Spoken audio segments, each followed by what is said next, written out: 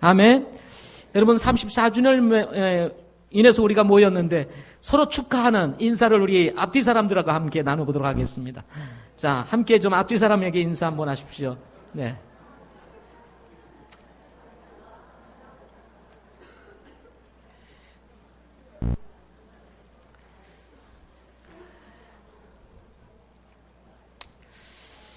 자, 지난 월요일에는 우리 안수 예배가 있었습니다. 세 분의 전도사님을, 선교사님을 이제 목사로 안수해서 우리가 하나님의 종으로 세우는 아주 특별한 예배를 드렸습니다.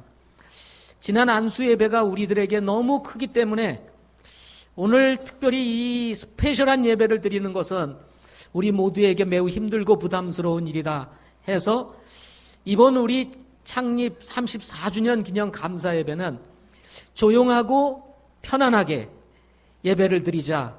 그래서 선물도 없고 아무것도 없습니다. 그렇지만 하나님께서 우리에게 34주년이라고 하는 이 놀라운 해를 주신 것, 이것은 우리 하나님이 찬양받으시기에 합당하신 줄 믿습니다. 또 지난 역사 가운데서 우리 함께했던 성도들, 정말 초기, 정말 그 어렵고 힘든 사역 속에서 함께하며 교회를 지키고 믿음을 지켜왔던 우리 사랑하는 성도들, 하나님께서 축복하시기를 소망합니다. 우리 교회가 우리 큰빛 성서 침례 교회로 세워지기 전, 바로 그 전에 우리 큰빛 성서 침례 교회가 있기까지 그 디딤돌의 역할을 했던 분이 계시는데, 그분이 더튼 선교사님이십니다. 정말 이 황량하고 외로운 한국 땅에 오셔서 이 땅의 백성들에게 복음을 전하기 위해서 신도림이라고 하는 아주 열악한 지역에서 개척 사역을 시작하셨습니다. 그것이 계기가 되어서 우리 큰빛 성서 침례 교회가 세워질 수 있었습니다. 그 더튼 선교사님의 둘째 아들인가요?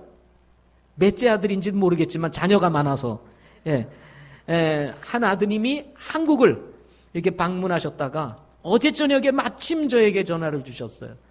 그래서 급히 우리 정구영 형제님이 그나마 가까이 사셔서 전화를 드려가지고 혹시 이렇게 가이드할 수 있겠냐, 라이드 해줄 수 있겠냐 하고 부탁을 드렸더니 흔쾌히 허락해 주셔서 우리 앤디 우리 형제가 오늘 예배에 참여했습니다. 잠시만 일어나 주십시오. 우리 더튼 선교사님의 아드님이십니다. 네.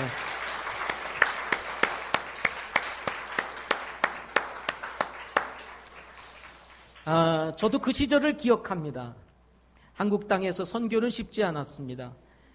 어린 자녀들과 함께 정말 힘써 사역하던 때가 기억이 납니다.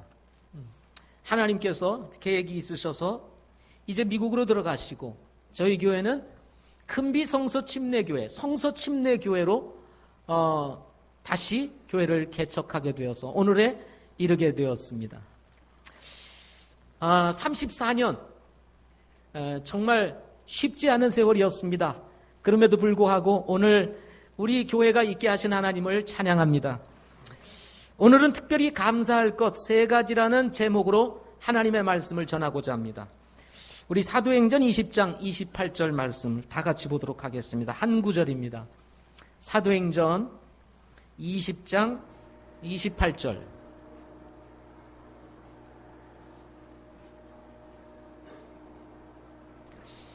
찾으셨으면 한 목소리로 같이 읽겠습니다. 시작.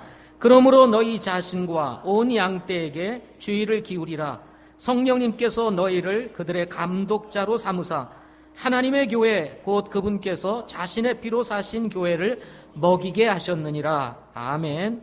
말씀을 위해서 기도하겠습니다. 아버지 하나님, 오늘 저희 교회가 세워진 지 34주년이 되는 뜻깊은 주일입니다. 지난 세월 참으로 여러 가지 일들이 많이 있었음에도 불구하고 그 어려운 고비들을 지나 오늘에까지 이르게 하신 우리 하나님을 찬양합니다. 동시에 그 참 어려운 개척 시절부터 함께하며 믿음을 지켜오고 헌신하며 희생하며 교회를 섬겨왔던 우리 사랑하는 성도들을 기억합니다. 하나님께서 이분들을 축복하여 주시옵시고, 또한 하나님 이 많은 교회들과 성도들 가운데 저희들을 구별시켜서 큰빛교회 지체되게 하셨사오니 우리 지체된 모든 성도들을 하나님 축복하여 주시옵소서. 뿐만 아니라 오늘 이 창립주의를 맞이해서 저희 교회를 방문하고 계신 분들이 있다면 하나님께서 기억하여 주시고 우리와 같은 믿음과 신앙을 가지고 주님을 섬길 수 있도록 도와주시옵시고, 구원의 놀라운 복음의 소식을 듣고 거듭나는 은혜 있게 하여 주시옵소서. 오늘 이 예배를 통해서 우리 하나님 홀로 영광 받으시기를 원하오며 우리 주 예수 그리스도의 이름으로 기도하옵나이다. 아멘. 교회가 독립하여 세워진 지 34주년이 되었습니다. 기쁨도 있지만 교회의 연수가 높아지면서 부담도 있습니다. 34년 동안 나이의 연수만큼 우리 교회가 자랐나 하는 부담입니다. 그러나 개인적으로 교회를 생각하면 감사함이 있습니다. 만일 큰빛교회가 아니었다면 지금의 나는 어디에 있었을까? 이런 질문을 던져보게 되면 큰빛교회는 저에게 있어서 최고의 감사거리입니다. 인생에 대한 많은 질문이 있습니다.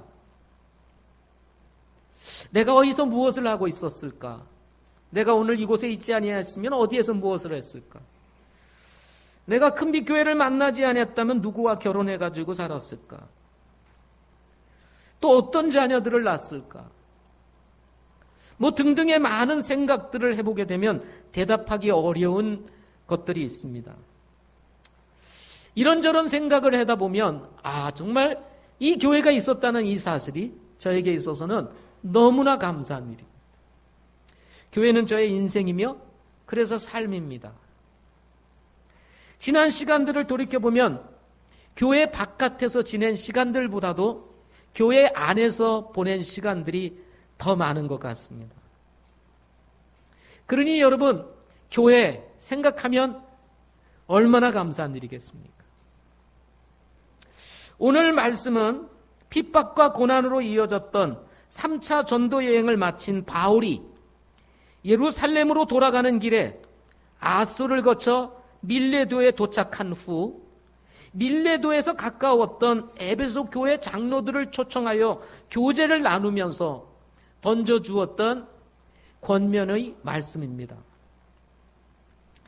이 말씀을 가만히 들여다보면, 오늘 본문 말씀을 가만히 들여다보면 바울이 교회를 생각하는 마음이 얼마나 큰지, 그리고 바울이 생각하는 교회가 어떤 교회인지, 그리고 그 교회가 어떻게 세워졌는지에 대해서 정확하게 말씀을 하고 있는 내용입니다. 신약 성경 전체를 통해서 교회에 대해서 이렇게 정확하게 이야기하고 있는 성경 구절은 아마도 없을 것 같습니다. 바나바와 함께 최초의 선교사였던 바울의 마음에는 늘 교회로 가득 차 있었습니다. 목숨을 걸고 은혜의 복음을 전했던 바울, 무엇 때문이었을까? 교회를 위해서였습니다. 주님께서 그 핏값을 주고 세우셨던 그 교회를 세우고 싶었기 때문이었습니다. 핍박과 고난을 감수하면서 그 선교 여행의 긴 여정들을 감수하며 그야말로 고난이라고 하는, 핍박이라고 하는 것을 삶에 지고 다녔던 바울이 그렇게 살았던 이유가 어디에 있었을까요? 그것은 교회 때문이었습니다.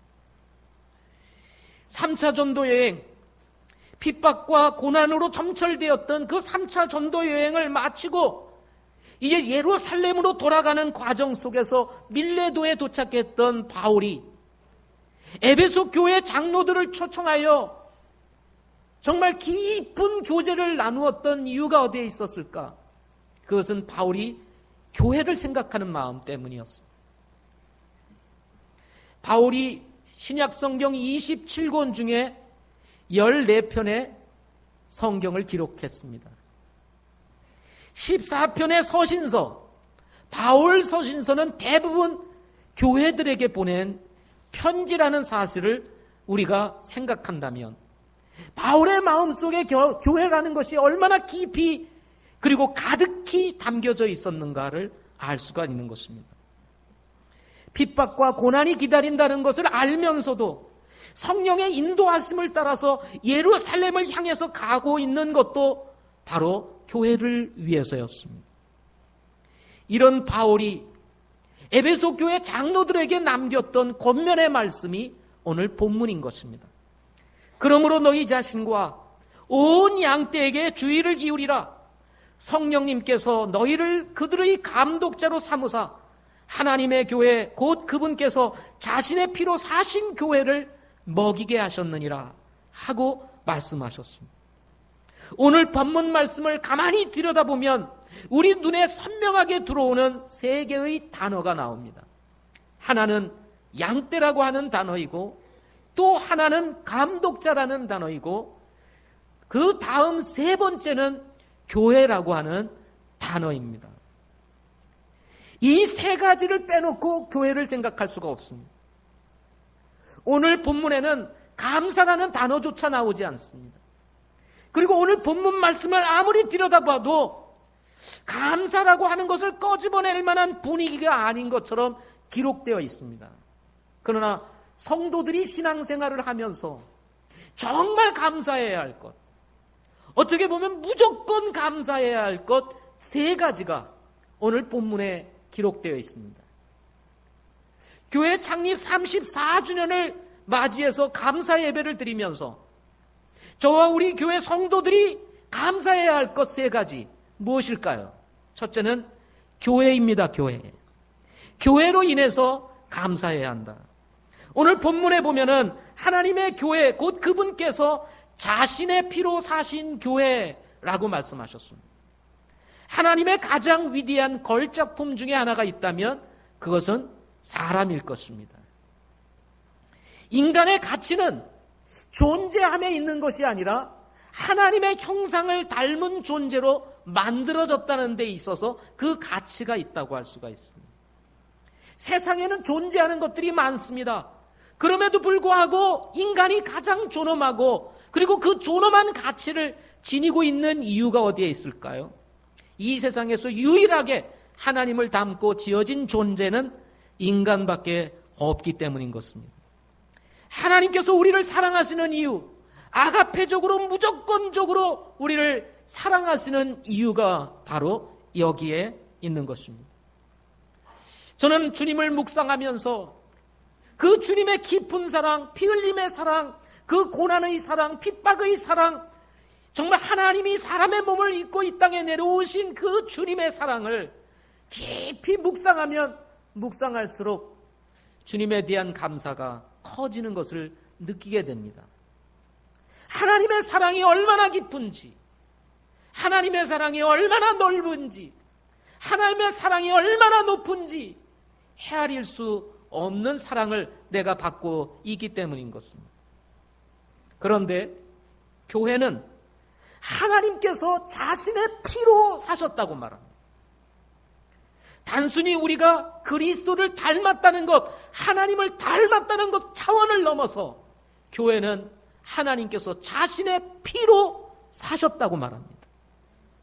자신의 피, 자신의 목숨과 생명을 바쳐 정말 목숨 값을 지불하고 산 교회, 그것이 바로 지금 우리 교회인 것입니다. 이 교회를 에베소서 1장 23절에서는 그리스도의 몸이다 라고 말을 합니다. 그리스도의 몸. 이 그리스도의 몸이라고 하는 것은 비유가 아닙니다. 그리스도의 몸 같다, 그것이 아닙니다. 그리스도의 몸이라 하고 이야기를 합니다. 이 말은 단순히 닮은 것이 아니라 자신이라는 것입니다. 교회는 예수님 자신이라는 것입니다. 교회는 그리스도의 몸 자체라는 것입니다. 죄로 말미암아 잃어버린 하나님의 형상으로 인하여 영원히 멸망받을 수밖에 없었던 우리들이 예수님의 그 피를 흘리신 그 보혈의 공로를 통해서 죄사함을 받고 하나님의 자녀가 되는 순간 동시에 우리는 그리스도의 몸이요 그리스도의 몸된 교회의 지체가 되었습니다.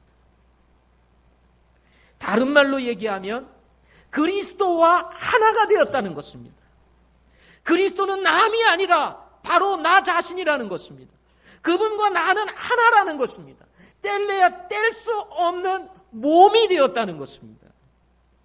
이것이 성도들에게 있어서의 교회의 의미인 것입니다. 뗄래야 뗄 수 없는 것, 그것이 뭐라고요? 교회인 것입니다. 이런 교회는 성경에서 살아있다고 말합니다. 교회가 어떻게 있다고요? 살아있다. 이것을 유기체다. 살아있는 유기체다. 세상에 많은 조직들이 있습니다. 그렇지만 조직들은 단순히 조직에 불과하지만 그 조직들 가운데 유일하게 생명력을 가지고 있는 조직체가 있다면 그것이 바로 교회라고 하는 것입니다. 그래서 마틴 루터는 교회를 두고 이렇게 이야기를 했습니다. 그리스도의 또 다른 성육신이다. 예수 그리스도의 성육신의 연장, 그것이 뭐냐? 그것이 교회다. 그래서 이 세상 사람들은 교회를 통해서 예수 그리스도를 보게 되고 예수 그리스도를 알게 되는 것입니다. 이런 살아있는 교회는 유기체라는 것입니다. 살아있는 조직체라는 것입니다. 그런데 생명의 원리 중에 하나는 생명이 생명을 낳는다는 것입니다. 생명의 원리 중에 하나는 뭐라고요? 생명이 생명을 낳는다 하는 것입니다. 다른 말로 얘기하면 교회가 교회를 낳는다는 것입니다. 마치 하나님께서 사람을 만드신 후에 아담과 이브를 만드신 후에 다산하고 번성하여 땅을 채우라 하고 말씀하셨습니다. 이후에 아담과 이브는 사랑하여 열매를 맺었는데 그 열매가 무엇이었습니까? 바로 자녀들이었습니다. 아담과 이브에 의해서 아담을 닮은 이브를 닮은 자녀들이 출생하게 되고 그 자녀들이 또 결혼하여 사랑의 열매를 맺어 또 후손들을 낳아서 지금의 저와 여러분들이 이 땅에 존재하게 된 것입니다. 여러분들 가운데 어쩌다 보니까 우연히 존재했다라고 하시는 분은 없을 거예요. 산속에서 공을 들였는데 우리 부모님이 갑자기 앞에 딱 내가 있더라. 이런 분은 없을 거예요. 반드시 어머니의 모태를 통해서 우리는 출생한 것입니다. 맞죠? 아담이 인류의 조상이듯이 예수님께서 교회를 시작하셨다는 의미가 여기에 있는 것입니다. 예수님이 처음 세우셨던 그 교회가 바로 예루살렘 교회로 이어지고 그 예루살렘 교회가 안디옥 교회, 그리고 안디옥에서 바울과 바나바를 파송하여 아시아에 있는 많은 교회들이 세워지게 되었고 그 교회들에 의해서 지금 우리 교회가 이 땅에 세워지게 된 것입니다. 그러나 어떤 사람들은 교회의 시작을 오순절로 말합니다. 오순절날 교회가 시작이 되었다. 이런 분들은 두세 사람이 내 이름으로 모인 곳에는 바로 성령이 계시기 때문에 바로 성령이 계신 그곳은 교회다라고 이렇게 이야기를 합니다. 여러분, 두세 사람만 모여야 성령이 계십니까? 아닙니다. 한 사람이 있어도 거기에 성령이 계십니다. 구원받고 거듭났다면 그 한 사람이 어디에 있든지, 저 아프리카 밀림 속에 혼자 있든지 아니면 무인도에 혼자 있든지 상관없이 거기에 성령님이 계십니다. 그렇다면 그것을 교회라고 말할 수 있을까요? 없습니다. 교회를 오순절로 믿는 분들은 목사가 자기 마음대로 건물을 얻어서 교회 다음 간판을 달고 복음을 열심히 전해서 영혼들이 모여 예배를 드리면 교회라고 이렇게 생각을 합니다. 교회는 그렇게 세워지는 것이 아닙니다. 반드시 교회는 교회를 통해서 세워지게 되는 것입니다. 교회에서 한 무리가 마음에 들지 않아가지고 우리 목사님 마음에 들지 않는다. 그래서 여기 정말 이 맨 끝에 있는 우리 성도들이 다 마음이 하나가 돼가지고 우리 나가자. 그래가지고 한 지도자를 중심으로 나가가지고 저 옆에 건물을 얻어가지고 국제 빌딩에다가 바로 교회 앞에다가 건물을 얻어가지고 작은 빛 교회다 하고 이름을 붙여가지고 여러분 예배를 드린다고, 교회 간판 걸었다고 그게 교회일까요? 여러분, 교회는 그렇게 세워지지 않습니다. 그리스도의 몸이 서로 마음이 상하고 찢겨가지고 찢어져가지고 두 개의 교회가 생길 수 있어요? 여러분의 몸을 딱 반으로 나누면 두 사람이 될 수 있습니까? 죽지요? 교회는 그렇게 무질서하게 세워지는 것이 아닙니다. 교회는 그렇게 하나님의 도덕적 성품에 맞지 아니하는 가운데 세워지는 것이 아닙니다. 교회는 반드시 독립된 교회를 통해서 교회가 개척되어지게 되는 것입니다. 그래서 바울은 에베소 교회 장로들에게 유언적 메시지를 남기면서 경계하기를 이렇게 말합니다. 29절에서 내가 떠난 뒤에 사나운 이리들이 너희 가운데로 들어와 양떼를 아끼지 아니하게 될 것과 30절 너희 중에서도 제자들을 끌어내어 자기들을 따르게 하려고 왜곡된 것을 말하는 사람들이 일어날 것을 경계하고 있는 것을 보게 됩니다. 사나운 이리들이 일어나서 성도들을 가만히 끌어내어 가지고 엉뚱한 곳으로 인도해 가는 사람들이 있을 거라는 것입니다. 쉽게 말하면 이리는 잡아먹습니다. 성도들을 잡아먹고 성도들의 삶을 망가지게 만드는, 이용해 먹는 이런 사람들이 교회 안에 들어올 수 있다는 것입니다. 그러니 주의하라는 것입니다. 오늘날 신천지 같은 사람들이 그런 사람일 것입니다. 음흉한 생각을 가지고 들어와 가지고 미혹을 받아 가지고 자신들이 하는 짓이 얼마나 악한 것인지도 알지 못한 채 멀쩡한 교회 파고 들어가지고 사람들의 마음을 살살 얻어가지고는 빼내가고 인생 망가지게 만드는 이런 집단들이 오늘날 존재하고 있는 것처럼 우리 교회도 그런 사나운 이리들이 우리 가운데 들어와서 양떼들을 아끼지 아니하고 망가지게 만드는 이런 사람들이 있을 수 있다는 것입니다. 그런 것뿐만 아니라 여기 보니까 너희 중에서도 제자들을 끌어내어 자기들을 따르게 하려고 왜곡된 것을 말하는 사람들이 일어날 거다. 그런데 누구에게서 일어난다고 그랬어요? 여기 보니까 누구에게서? 엉뚱한 곳에서 오는 것이 아니라 너희 중에서도 이렇게 말합니다. 너희 중에서도 제자들을 끌어내어 자기들을 따르게 하려고 왜곡된 것을 말하는 사람들이 일어나겠다는 거예요. 다른 말로 얘기하면 지금 장로들을 모아놓고 얘기하고 있습니다. 장로들은 당시에 목회자들을 얘기하고 있습니다.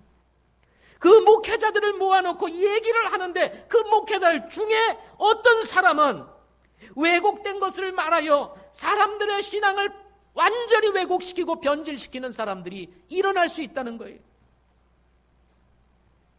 이렇게 성경을 왜곡시키고 성도들을 엉뚱한 것으로 끌어가는 사나운 이들을 경계할 것에 대해서 말씀하고 있는 것입니다. 사랑하는 성도 여러분, 우리가 영적으로 늘 깨어있기를 바랍니다. 그래서 31절 말씀해 보면 바울이 에베소 교회 장로들에게 권면하면서 말하기를 깨어있으라 하고 말합니다. 깨어있으라. 깨어있으시기를 바랍니다. 혹시나 아주 핸섬하고 아주 잘생긴 사람이 교회에 들어와가지고 너무너무 잘 섬기는 거예요. 성도들에게도 잘하고 막 갖다 퍼주고 이유가 알 수 없이 그냥 막 섬기는 거예요. 그러면 사람의 마음이 어떻게 될까요? 다 빼앗겠죠. 그리고 어느 날 조용히 나하고 성경 공부해 볼래요? 내가 잘하는 사람이 있는데 성경 공부 한번 해보시겠어요? 하고 부탁을 하면 거절하지 못하죠. 이런 인간들이, 이런 못된 인간들이 있다는 것입니다. 사람이라고 불러서도 안 돼. 이런 사람은 인간이라고 불러야 돼요. 네. 이런 인간들이 있습니다. 모르죠. 우리 교회 안에도 이런 인간들이 들어와가지고 지금 은근히 빼먹을 사람 지금 찾고 있는지도 모르죠. 숨죽이며 때를 기다리면서 1년이고 2년이고 3년이고 여기서 딱 자리 잡고 있다가 이제 마음을 얻으면 누군가 외롭고 힘든 사람, 교회에 불만이 있는 사람, 이런 사람들 찾아가가지고 마음 싹 빼갈 수 있는 사나운 이리들이 있을 수 있다는 것입니다. 뿐만 아닙니다. 여기 보니까 그래서 깨어있으라고 말을 하면서 두 번째로는 기억하라 말합니다. 기억하라. 무엇을 기억하라고 말합니까? 바울이 3년 동안 밤낮 쉬지 않고 눈물로 각 사람을 훈계했던 그 하나님의 말씀. 바울이 3년 동안 에베소에 머물면서 눈물로 훈계하며 낮과 밤을 가리지 아니하고 하나님의 말씀을 전해주었던 그 바울을 통해서 들었던 하나님의 말씀을 기억하라 하고 말씀하고 있습니다. 사랑하는 성도 여러분, 우리 금빛교회는 지난 34년 동안 성서침례교회라고 하는 이 신앙과 믿음을 가지고 오늘에까지 이르게 되었습니다. 지난 34년 동안 우리는 박수문 목사님을 통해서, 그뿐만 아니라 저를 통해서, 또 우리 교회 안에 세워진 교사들을 통해서 하나님의 말씀이 전해졌고 하나님의 말씀이 가르쳐졌습니다.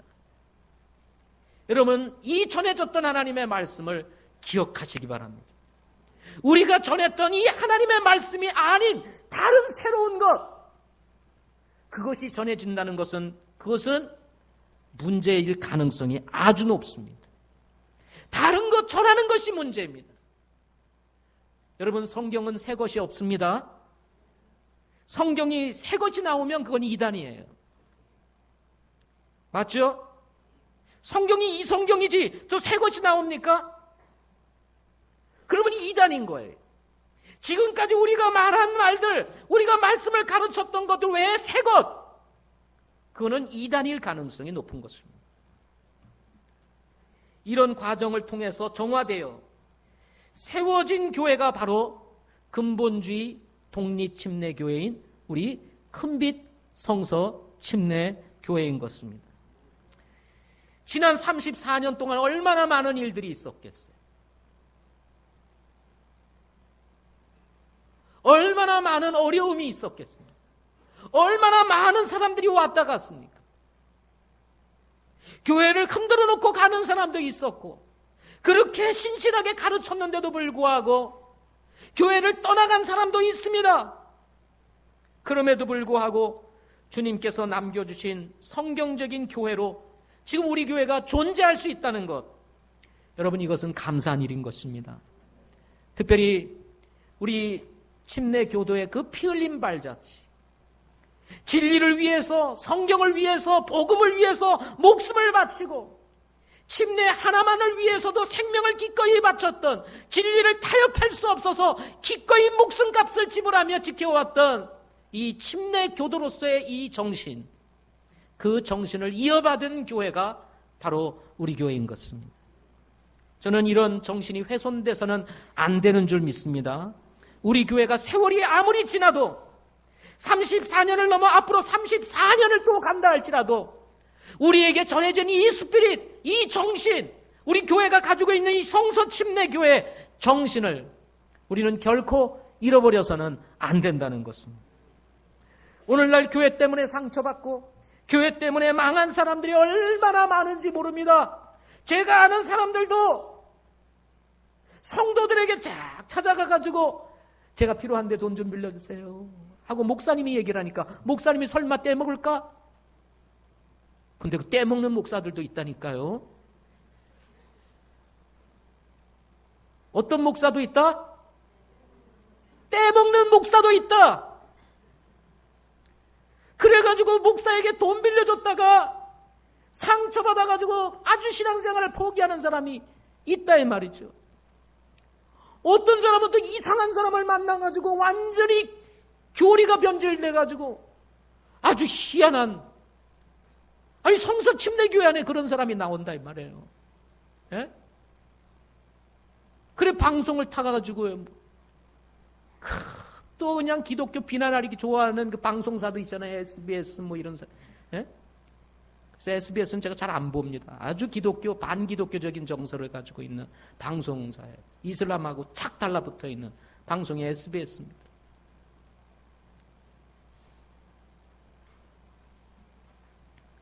건수만 있으면 그냥 방송으로 터뜨려가지고 기독교를 아주 그냥 못된 기독교로 이렇게 만들어가는 이 언론들은, 여러분 모르시죠? 그냥 보시죠. 그래서 저는 SBS를 잘 안 봅니다.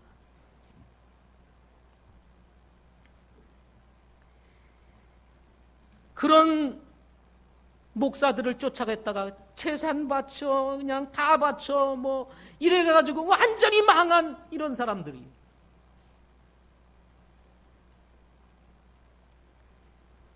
목사가 결혼하고 이혼을 해버리는 거예요. 엉뚱한 사람하고 또 같이 살아. 그런데 또 거기 쫓아다니는 또 성도들이 있어. 같이 망하는 거예요. 같이 망하는 거예요. 이렇게 상처받고 저렇게 상처받아서 정말 교회에 그러면 진저리가 나는 사람들이 있어. 우리 교회는 어떤 교회입니까? 우리 교회는 어떤 교회입니까? 잘 사는 사람이 들어와서 망하는 교회?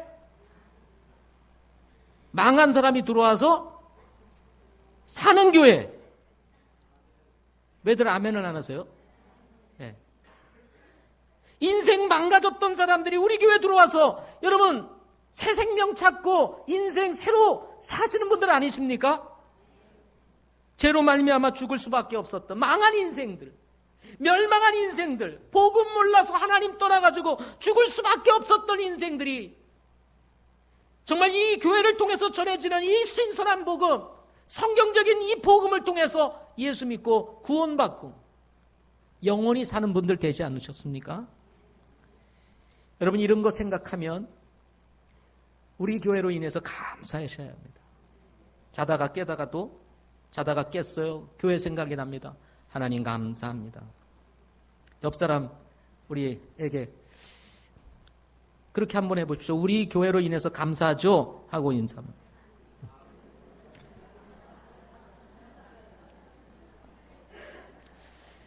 두 번째로는 목회자로 인해서 감사하자 하는 것입니다. 오늘 본문에 보면 성령님께서 너희를 그들의 감독자로 삼으사 먹이게 하셨다 하고 말씀하십니다. 목사라는 말은 원래 목자라는 말에서 왔습니다. 양들을 인도하는 목자. 이 목자라는 말에서 목사라는 말이 왔습니다. 그래서 목사를 목회자, 양무리를 치는 목회자다라고도 얘기를 합니다. 이런 측면에서 예수님을 우리는 목자장이다. 베드로전서 5장 4절에서는 예수님을 우리의 목자장이다라고 이렇게 말하고 있습니다. 이렇게 교회 안에 세워진 목회자는 예수님께서 세우셨습니다. 누가 세우셨어요? 예수님께서. 요한복음 21장 15절 이하에서 부활하신 예수님께서 베드로를 찾아오셔서 말씀하시기를 내가 이것들보다 나를 더 사랑하느냐라고 하는 질문을 3번 던지신 이후에 3번 같은 대답을 반복하십니다. 베드로에게 부탁을 하세요. 내 양을, 내 어린 양을 먹이라 하고 말씀하십니다. 이후 예루살렘 교회가 이렇게 해서 이제 베드로가 예루살렘 교회의 목회자로 임명이 되고 이후에 예루살렘 교회가 성령의 오시기를 기다리면서 공석인 사도의 자리를 교회 사무회의를 통해서 바로 그 공석이었던 이 사도의 자리를 마띠아를 선출해서 채우게 됩니다. 그런가 하면 바울의 영적인 아들 디모데가 후에 에베소 교회를 담임하여 목회를 하게 되는데 이 디모데가 목자가 되어 쉽게 말하면 목사가 되어 에베소 교회를 목회했던 것은 바로 장로회에서 안수를 받았기 때문이라고 디모데전서 4장 14절에서 이야기를 합니다. 그래서 디모데는 안수받은 목회자였어요. 교회의 권위를 이임받아서 교회를 치리하고 다스리고 먹일 안수받은 목회자로서 에베소 교회를 담임하고 있었던 것입니다. 이렇게 목사도 안수를 통해서 계승되어진다는 것입니다. 베드로를 세우신 주님, 그 베드로를 세우셨던 주님이 12사도와 바울을 세우시고 그리고 바울을 통해서 또 다른 목회자가 세워져서 하나님의 교회가 세워지게 하시는 원리를 따라서 목회자들을 안수하게 되었다는 것입니다. 안수에 신중한 이유는 바로 여기에 있는 것입니다.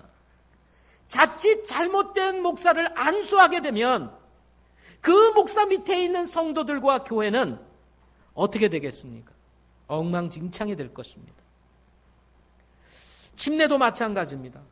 올바른 교회의 권위를 이임받은 목사가 올바른 권위로 침례를 베풀 때 그것이 성경적인 침례가 되는 것입니다. 아멘.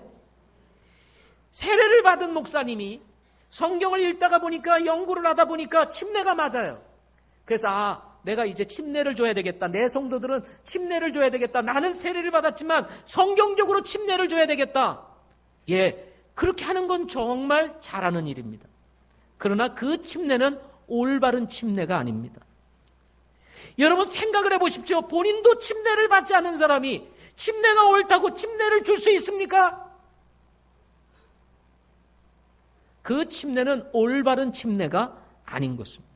따라서 침례를 받았다 할지라도 올바른 권위, 올바른 교회로부터 침례를 받지 않았다면 다시 성경적인 침례를 받아야 되는 것입니다.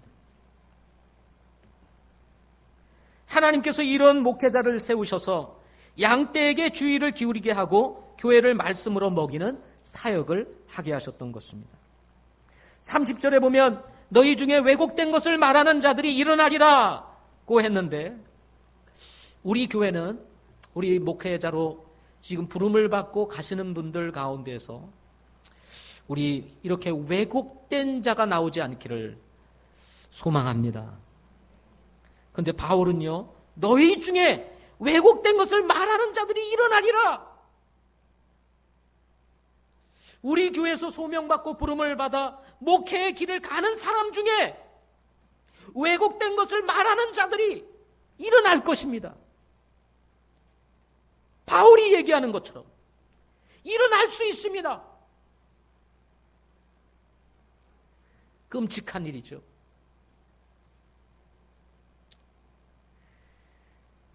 그러나 깨어있고 그리고 지금까지 들었던 하나님의 말씀을 기억하는 성도들이라면 왜곡된 목회자가 우리 교회의 자리에 목회자로 세워졌을 때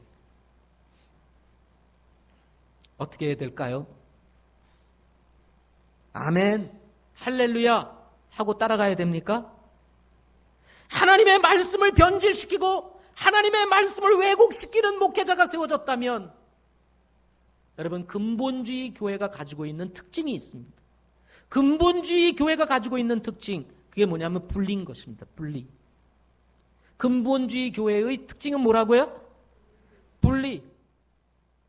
비록 상처가 있고 어려움이 있을지라도 하나님의 말씀을 왜곡시키면 절대로 그 말씀을 쫓아갈 수가 없는 것입니다.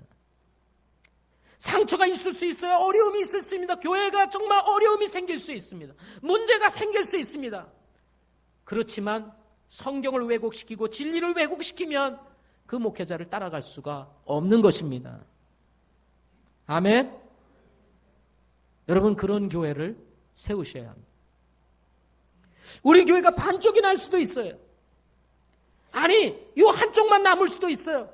그 많은 성도들이 다 떠나가고 저 한쪽만 남는, 몇 사람 안 되는 사람만 남을 수 있어요. 그렇지만 진리는 지켜져야 되는 것입니다. 주님 오실 때가 가까운 때에 진리는 지켜져야 되는 거예요.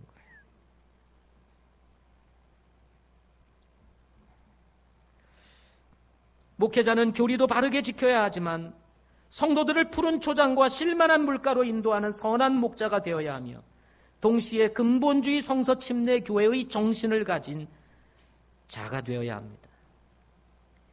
이런 목회자를 통해서 성도들로 하여금 완전하게 하고 섬기는 일을 하게 하며 그리스도의 몸을 세우는 이런 미션을 하나님께서 허락해 주신 것입니다.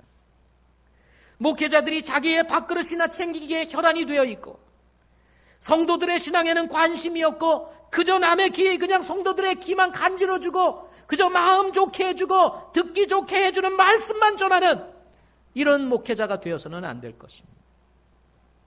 비록 마음에 찔림이 있고 아픔이 있어도 성경을 성경으로 말할 수 있어야 되는 거예요. 그렇게 말하면 목사님 다 떠납니다. 다 떠납니다. 그러니 복음 얘기 안 하고 죄인이라는 말도 안 하고 그래가지고 무슨 사역이 되겠어요? 성경적인 교회라고 자부했던 성서 침례 교회는 지금 어디로 가고 있습니까?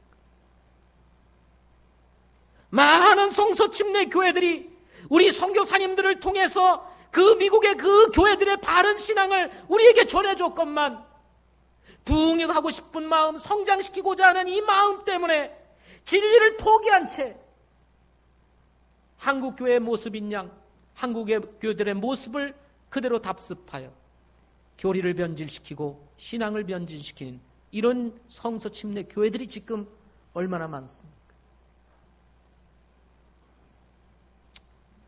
금비성서 침례교회 성도 여러분, 이런 의미에서 우리 교회를 개척하고 세우셨던 우리 박수문 목사님, 그분께 감사해야 합니다. 성경적인 바른 교회를 세우고 기초를 이루어서 오늘날 우리 교회가 여기까지 올 수 있도록 정말 희생하고 헌신했던 그 박수문 목사님, 그리고 우리 천사모님, 여러분 늘 기억하고 감사해야 합니다. 아멘. 부족하지만 여러분의 목사로 인해서도 감사하시기를 바랍니다. 예. 노골적으로 제가 처음으로 얘기하는 것 같아요. 제가 여러분의 담임 목사입니다. 그렇죠? 예. 박수문 목사님 감사해야 돼요. 정말 여러분의 마음속에 지워서는 안 되는 우리 목사님입니다. 그러나 지금의 담임 목사는 박 목사님이 아닙니다. 저입니다. 맞아요?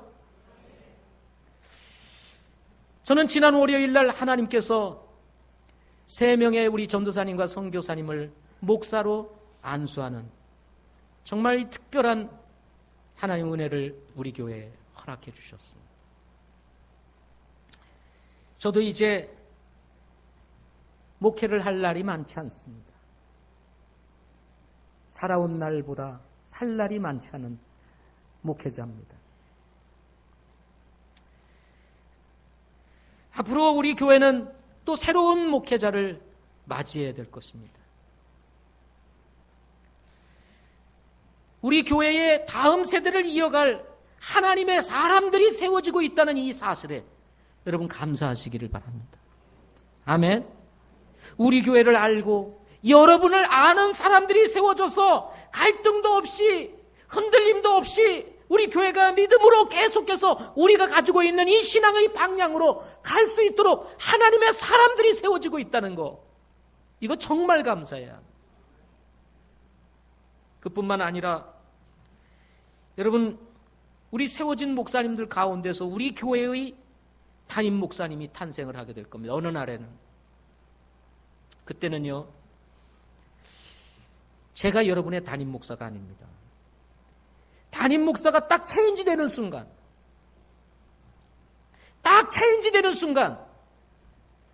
천병성이라고 하는 이 사람은 여러분의 담임 목사가 아니에요.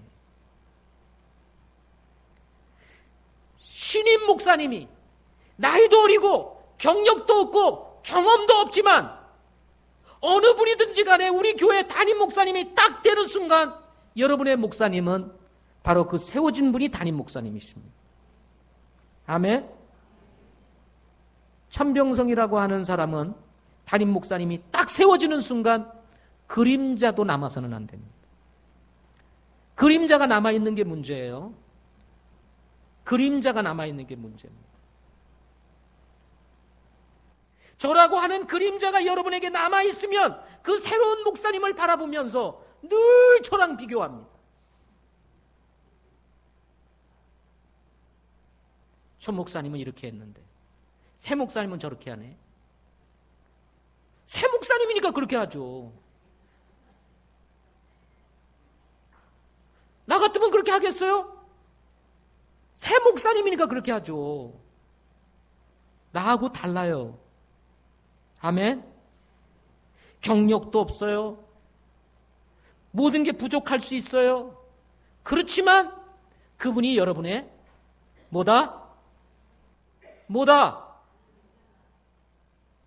확신이 없어요? 담임 목사입니다. 아멘.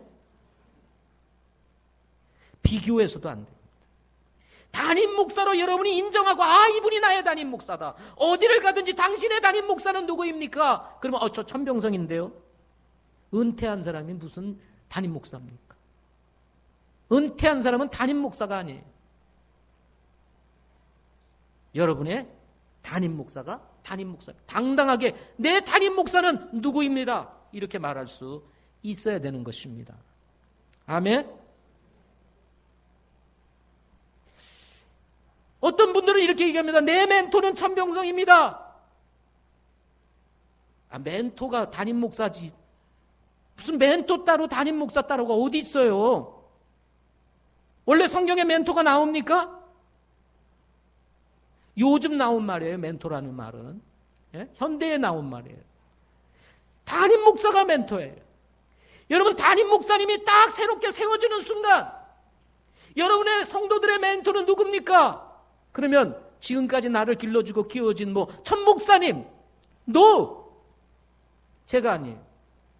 영적인 원리는 담임 목사님이 세워지는 순간 여러분의 담임 목사요 멘토가 되는 것입니다. 아멘. 그래서 멘토가 누굽니까? 하고 오늘날로 물어보는 거예요. 오늘날로. 요즘은 당신의 담임 목사가 누굽니까? 하고 물어보지 않고 당신의 멘토가 누구냐고 물어봐요.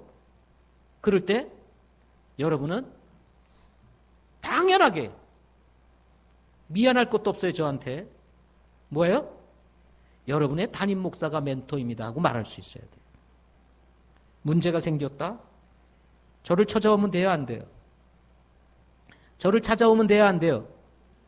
저를 찾아오는 게 아니라 누구를 찾아가야 돼요?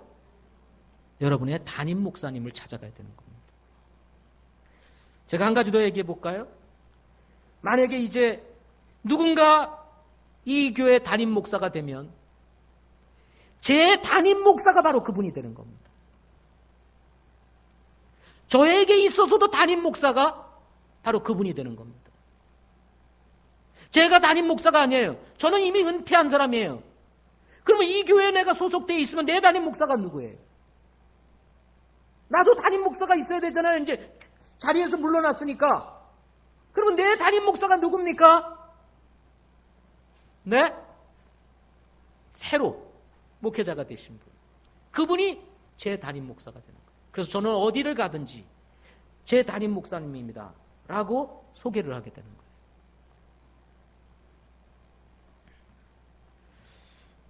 우리 교회가 앞으로 대를 이어서 이제 목회자가 3대, 4대, 5대 이렇게 가게 될 것입니다. 계속 이어져 가게 되죠. 이런 교회가 되기를 바랍니다. 원로 목사님이 돼가지고 위에서 통치하려고 하고 성도들의 마음을 빼앗아 가지고 그래 날 좋아하네 이러면서 뒤에서 마음이나 이렇게 얻고 그렇게 하면 안 돼요. 제가 그렇게 하거들랑 잘라버리세요. 우리 교회에서. 저도 인간이다 보니까 그럴 수 있어요. 나중에. 그럴 때 교회에서 제명을 해버리세요. 제가 공개적으로 얘기를 하는 거예요. 원로 목사 제명. 딱 제명을 해버리세요. 그건 성경적이지 않습니다. 담임 목사는 은퇴하는 순간 이 교회와는 이 교회의 모든 행정적 그리고 모든 치리에서 다 물러나는 겁니다. 아멘. 제가 공개적으로 얘기하는 저도 인간이니까 혹시 이 말이 바뀔 수 있으니까 그때 목사님이 그러잖아요. 마지막 그래서 여러분의 담임 목사 감사하십시오. 예, 있을 동안만이라도 감사하시기 바랍니다. 우리 사역자들을 인해서 감사하시고 우리 목사로 안수받으신 분들 말고 또 우리 교회 안에서 부르심을 받고 자라가는 우리 이제 신학교를 졸업할 우리 박경호 형제 그리고 신학교를 다니고 있는 김일빈 형제 여러분 후속타 준비되어지고 있는 훈련되어지고 있는 일꾼들이 있다는 이 사실에 여러분 감사하시기 바랍니다. 뿐만 아니라 내년에도 우리 교회에서 신학교로 들어갈 사람들이 또 있을 것입니다. 누군지는 몰라요. 하나님이 반드시 불러내실 거라고 저는 생각을 합니다. 그런 사람들로 인해서도 감사하시기를 바랍니다. 우리 교회 안에서 더 많은 일꾼들이 일어나기를 소망합니다. 그래서 정말 일어나는 일꾼들 우리가 키우고 양육해서 부족한 시대에 다른 교회로도 파송을 하고 다른 교회에서 또 목회를 할 수 있는 하나님의 사람들이 일어나서 우리와 같은 믿음과 신앙을 가진 신실한 하나님의 종들이 우리 교회 안에서 많이 일어나기를 원합니다. 교회는 적은데 왜 일꾼이 이렇게 많아? 아닙니다. 하나님 부르시는데 어떡하시겠어요? 우리가 키워야 하는 것입니다. 아멘. 마지막, 성도로 인해서 감사하십시오. 온 양떼에게 주의를 기울이라. 목회자가 해야 될 일이 뭡니까? 온 양떼예요. 내가 어떻게 하면 양들을 잘 섬길까? 어떻게 하면 잘 양육할까? 잘 먹일까? 온 양떼에게 삶에 집중되어 있는 것이 뭐냐면 목회자예요. 성도가 없는 목회 무슨 의미가 있겠어요? 목회자는 있는데 성도가 없어. 예배당도 이렇게 큼직하게 있는데 성도가 없어. 뭔 소용이 있어요? 아무 소용이 없어요. 그런 교회는 교회가 아니고 개척교회입니다. 개척교회는 미완성교회예요. 아직 교회가 아니에요. 교회가 세워져서 독립되어야만 진짜 교회가 되는 것입니다. 다행히도 우리 교회는 독립교회입니다. 목회자도 성도들도 있어서 자치가 가능한 독립교회입니다. 이런 독립교회로 성도들이 하나가 되어서 함께 동거하는 것 얼마나 기쁘고 감사한지요. 시편 133편 1절에 보면 보라, 형제들이 하나가 되어 동거함이 어찌 그리 좋으며 어찌 그리 기쁜가. 우리 믿음의 형제들이 서로 하나가 되어서 믿음을 같이 하며 신앙을 같이 하며 함께 동행하고 함께 동거하고 함께 먹고 마시며 교제하며 다시 오실 주님을 바라보면서 저 천성까지 함께 믿음을 격려하며 갈 수 있는 우리 믿음의 사람들이 내 주변에 있다는 이 사실, 여러분 얼마나 감사한 일입니까? 아멘. 얼마나 감사해요. 오늘날 많은 사람들이 목사에게 실망하고 성도들에게 실망해서 떠돌아다니는 성도들이 많습니다.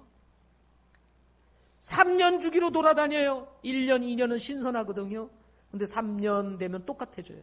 여기도 별거 없네. 그리고 또 옮기는 거예요. 3년 주기로. 예. 신혼여행이 결혼하면 한 3년은 재밌겠죠? 예, 3년은 좀 신선하게 살 거예요. 3년 지나면 이제 식상해지기 시작하는 거예요. 그러니까 또 다른 신선한 교회 없나? 떠돌이 성도들이 지금 오늘날 한국교회에 얼마나 많은지 모릅니다. 자기 교회가 없어요. 자기 교회가. 믿음을 같이 하고 뜻을 같이 하고 삶을 같이 하며 인생에 함께 동반자가 되어서 서로 격려하며 세우며 함께 할 수 있는 성도들이 없어요. 아는 사람은 많은데.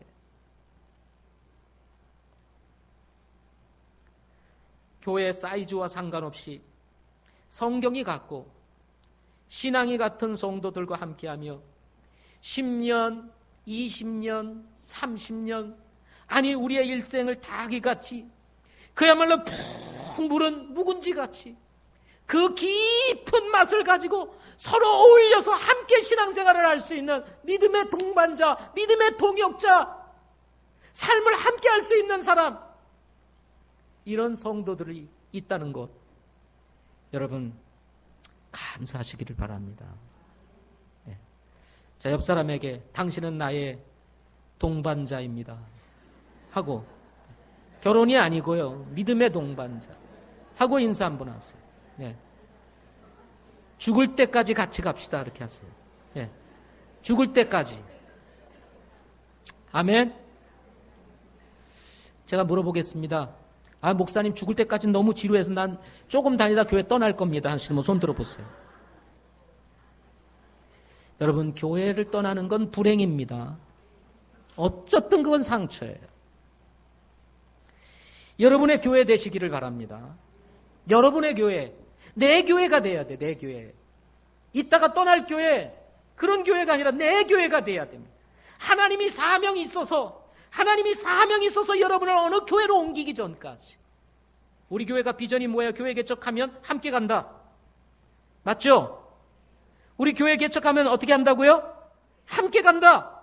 그래서 교회 개척을 위한 사명을 가지고 함께 가는 사람들, 그래서 우리 교회를 떠나서 교회 개척을 위해서 가는 일 외에는 여러분 이 교회가 여러분의 교회 되시기를 바랍니다. 아멘. 우리 교회는 특별히 뛰어난 사람도 없어요. 죄송합니다. 제가 이런 말을 했어요. 정말 뛰어난 사람 별로 없어요. 그렇다고 뛰어난 사람이 나와서는 안 된다 이런 말은 아닙니다. 뛰어난 분들이 많이 나와야 된다고 저는 믿습니다. 그럼에도 불구하고 서로 함께하는 것이 얼마나 좋은지요. 지난 안수 예배 때 정말 저에게도 축복이 되었습니다. 집사님들이 하나가 되어서 우리 안수 받는 분들에 대해서 선물하시고 기념품 준비하시고, 어떤 분들은 직장을 잠시 하루 쉬고 일찍 나오셔서 주차로 섬기고, 참 일일이 손님들을 맞이하고 뒷정리하면서 섬기는 이런 집사님들, 우리 주부들은 이 정말 축복된 잔치를 더 즐겁게 하기 위해서 음식을 준비하고 서로 아침부터 나와서 그 음식을 준비하는 그 손길들, 그게 그날 음식만 되나요? 또 준비하는 것도 있잖아요. 늦은 저녁까지 또 다음날 음식을 만들기 위해서 준비하던 어떤 자매는, 목사님들이 안수를 받는데 내가 그 안수를 받을 때 그 먹을 음식을 준비하는 것이 저에게 감사하지요 하면서 말을 남기면서 음식을 준비하고, 마치 안수 받는 것이 내가 받는 것 같은 마음을 가지고 함께하는 우리 성도들을 보면서 이것이 교회지. 찬양대원들은 이 안수 예배를 축복되게 하기 위해서 특별히 시간을 또 따로 떼어서 준비하고